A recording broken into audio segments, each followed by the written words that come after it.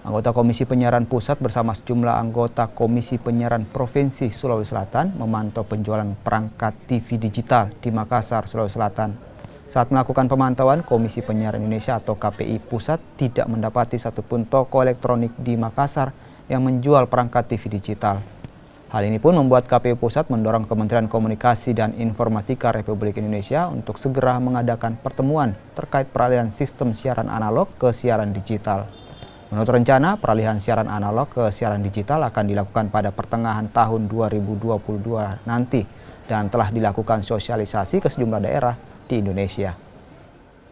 Ya, saya random saja sih sebenarnya, mau cek kesiapan, kan sudah banyak yang simulcast. Simulcast itu bersiaran analog juga, bersiaran digital juga. Nah, harusnya informasi kan harusnya sudah ada penerima siaran digital itu di pasaran. Minimal set-top box gitu kan, karena banyak TV yang masih analog di masyarakat. Nah, tadi saya sudah cek 3 bersama Korbit PS2P KPID Sulsel, itu sampai yang ketiga toko itu tidak ada set-top box. Di situ masalahnya. Jadi mungkin kita harus bicara segera dengan Kominfo, karena rencananya tahun ini itu analog switch off secara bertahap dilaksanakan.